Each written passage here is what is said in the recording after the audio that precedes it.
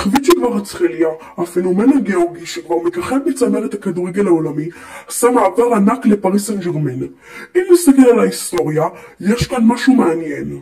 רונלדיניו עבר לפריס סן ז'רמן לפני שזכה במונדיאל 2002.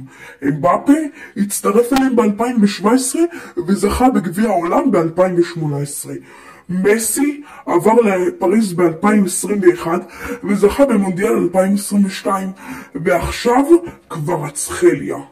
אבל צריך לזכור, זה גם סיכון גדול של פריס סן ז'רמן.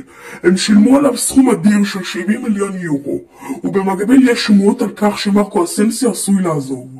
אם זה נכון, הקבוצה לוקחת הימור לא קטן. האם קווארצחליה יוכל למלא את החלל?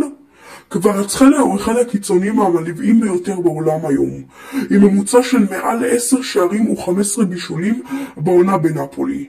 שם היה חלק בלתי נפרד מאליפות איטליה ההיסטורית שלהם, ומביא איתו דריבל פסיכי, ראיית משחק ברמה עולמית וכושר יצירתי נדיר.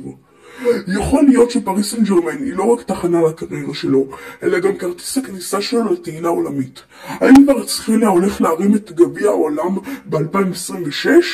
ימים יגידו, אבל ההיסטוריה כבר נותנת לנו סיבות להאמין.